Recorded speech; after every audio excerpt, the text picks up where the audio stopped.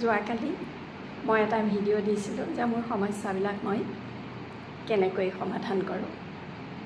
নমস্কাৰ বন্ধুসকল, আজি মই আৰু এটা আপোনালোকক টিপছ দিবলৈ লৈছোঁ যে সমস্যাবিলাক কেনেকৈ সমাধান কৰিব। মোৰো আগতে বহুত সমস্যা আছিলে, মই আগতেও কৈছোঁ, কিন্তু সেই সমস্যাবিলাক মই নাজানিছিলোঁ। মই প্ৰতিবাদ কৰিছিলোঁ, আগতে সমস্যাবিলাকৰ ক্ষেত্ৰত মই প্ৰতিবাদ কৰিছিলোঁ আৰু তেতিয়া মই দেখিছিলোঁ যে প্ৰতিটো সমস্যা মোৰ বাঢ়ি গৈ আছিলে, মিছা অপবাদেৰে আগবাঢ়ি যাবলগীয়া হৈছিলে। কিন্তু বয়স হ'লে মানুহৰ বুদ্ধি হয়, গতিকে আপোনালোকে এতিয়া বুদ্ধি খটুৱাব লাগিব। আৰু মোৰ সেই এক্সপিৰিয়েঞ্চৰ পৰা মই এতিয়া সেইকাৰণে আপোনালোকক ক'বলৈ লৈছোঁ যে আপোনালোকে চাইলেঞ্চ থাকক, যি কয় ক'বলৈ দিয়ক, তেওঁলোকৰ কোৱাখিনি তেওঁলোকক ক'বলৈ দিয়ক, কিন্তু আপুনি মনে মনে থাকক। আপুনি নিজক জানে আপুনি কি, গতিকে কোৱাজনক কৈ থাকিব দিয়ক, চাইলেঞ্চ থাকক, মনে মনে থাকক, মৌনতা অৱলম্বন কৰক। দেখিব এটা সময়ত তেওঁ হাৰি গৈছে।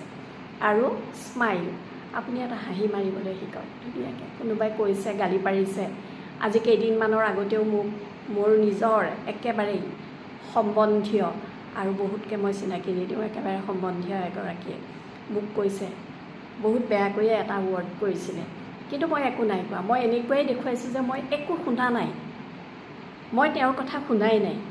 মই তেনেকৈ একদম ধুনীয়াকৈ মই আহি গাড়ীত বহি গুৱাহাটী পালোঁহি। গতিকে এটা স্মাইল কৰক আৰু চাইলেণ্ট থাকক। তেওঁ বকিব, তেওঁৰ প্ৰেছাৰ বাঢ়ি যাব, মোৰ একো নহয়।